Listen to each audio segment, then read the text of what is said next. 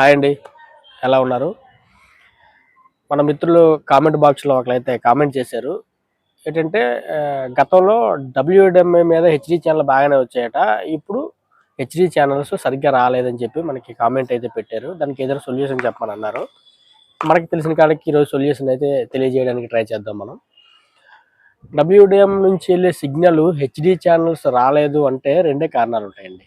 ఒకటి, సెటప్ బాక్స్కి వెళ్ళే ఆర్ఎఫ్ అయినా సరిపోకపోయి ఉండొచ్చు, లేదు అనుకుంటే మనం పెట్టే ఎఫ్టిటిహెచ్ కనెక్టర్కి లేజర్ అయినా సరిపోకపోయి ఉండొచ్చు. ఈ రెండు కారణాల వల్ల మనకి హెచ్డి ఛానల్ అయితే ఫ్రీజ్ అవ్వడానికి అయితే ఛాన్స్ ఉంది.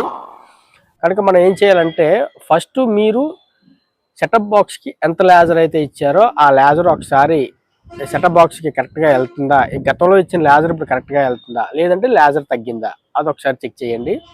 ఒకవేళ లేజర్ తగ్గినట్టయితే మీరు లైన్లో ఏమైనా ఎక్కడైనా ఫైబర్ టైట్ అయిందేమో ఒకసారి చూడండి. ఫైబర్ టైట్ అయినట్టయితే ఒకసారి అది చెక్ చేయండి. ఫైబర్ ఎక్కడ కూడా టైట్ కాలేదు అనేసి మీకు ఒక అభిప్రాయం ఉంది, కొత్తగా వేసిన లైన్ కాబట్టి లైన్ ఎక్కడ కూడా టైట్ అయ్యి ఉండదు అన్న ఒక ఇది ఉంటే, ముందు డబ్ల్యూడిఎం దగ్గరికి వెళ్ళి అవుట్పుట్స్ ఎలా వస్తున్నాయో ఒకసారి చెక్ చేయండి. అవుట్పుట్స్ ఒకసారి మీరు డైరెక్ట్గా ప్యాచ్ కార్డు పెట్టి అవుట్పుట్ ఒకసారి చెక్ చేసినట్టయితే మీకు 19 dBm డబ్ల్యూడిఎం అయితే మీకు 18 dBm 18.5 మీకు అవుట్పుట్ అయితే రావాలి. అలా అవుట్పుట్ వచ్చినట్టయితే మీకు ఓకే, లైన్ అంతా పర్ఫెక్ట్, డబ్ల్యూడిఎం నుంచి మీకు కరెక్ట్గా వస్తున్నట్టే. ఒకవేళ అలా రాలేదు లేజరు అనుకున్నట్టయితే అప్పుడు ఏం చేయాలంటే, మీరు స్పిరిట్ తోటి బయట వైపు క్లీన్ చేయండి. స్పిరిట్ కొట్టేటప్పుడు ఖచ్చితంగా డబ్ల్యూడిఎం అయితే ఆఫ్ చేయండి. డబ్ల్యూడిఎం పూర్తిగా ఆఫ్ చేయకపోయినా డబ్ల్యూడిఎంకి ఒక కీ ఇస్తారు లేజర్ ఆగటానికి, ఆ కీ ఆఫ్ చేసుకొని మీరు స్పిరిట్ తోటి పోర్ట్లు అయితే క్లీన్ చేయండి. బయట వైపు నుంచి పోర్ట్లు క్లీన్ చేయండి, ప్యాచ్ కార్డులు కూడా క్లీన్ చేయండి. అప్పుడు మళ్ళీ డైరెక్ట్ ప్యాచ్ కార్డు పెట్టి చూడండి. డైరెక్ట్ ప్యాచ్ కార్డు పెట్టినప్పటికీ కూడా పోర్ట్లు బయట వైపు నుంచి క్లీన్ చేసినప్పటికీ కూడా మీకు అనుకున్న లేజర్ రానట్టయితే మీరు డబ్ల్యూడిఎం అయితే ఓపెన్ చేయొచ్చు. అయితే మీకు వారంటీ ఉంటుంది కాబట్టి అది ఒకసారి చూసుకోండి.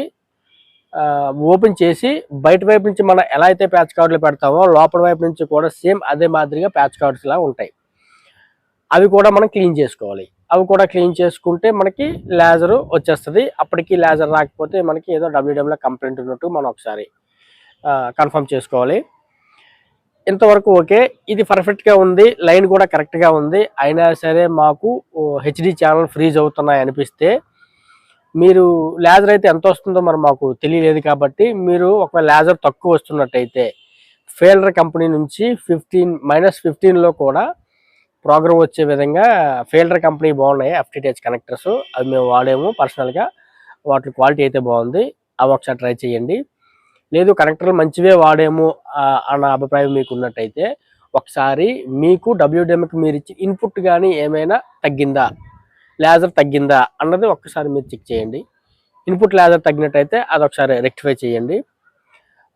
మేమైతే ఎలా చేస్తున్నామంటే, వచ్చిన ఇన్పుట్కి ఏజీసీ కంట్రోల్ ఉన్న ట్రాన్స్మిటర్ అయితే ఒకటి పెడుతున్నాము. ఏజీసీ కంట్రోల్ ఉన్న ట్రాన్స్మిటర్ పెట్టడం వల్ల ఏంటవుతుందంటే, ఒకవేళ మనకి వస్తున్న input laser up and down అయితే మనకి ఏజీసీ కంట్రోల్ ఉన్న ట్రాన్స్మిటర్ అయితే మనకి హెల్ప్ చేస్తుంది.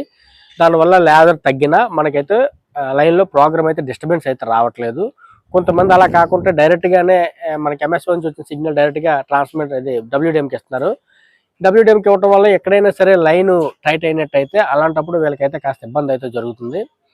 కాబట్టి అదొకసారి దృష్టిలో పెట్టుకొని నేను చెప్పిన ప్రాసెస్ని ఒక్కసారి మీరు అలాగే చెక్ చేయండి. మీరు ఆ విధంగా చెక్ చేసిన తర్వాత ఇంకా మీకు ప్రాబ్లం రెక్టిఫై అవ్వకపోతే క్లియర్గా నాకు మళ్ళీ కామెంట్ చేయండి. దానికి ఏం చేయాలో మళ్ళీ ఒకసారి మనం చూద్దాం. మీరు ఏ కనెక్టర్ వాడుతున్నారు, ఏ డబ్ల్యూడిఎం వాడుతున్నారు, లైన్ ఏ విధంగా డిజైన్ చేశారు, కస్టమర్కి పవర్ ఎంత ఇచ్చారు గతంలో, ఇప్పుడు ఎంత వస్తుంది, ఇదంతా ఒకసారి డీటెయిల్గా నాకు పెట్టండి. పెట్టినట్టయితే నేను ఒకసారి దాన్ని మళ్ళీ ఒకసారి పరిశీలించి మీకు మళ్ళీ ఒక వీడియో అయితే చేసి మీకు నీట్గా ఎక్స్ప్లెయిన్ చేస్తాను. ఓకే బ్రదర్, బాయ్, ఉంటాను.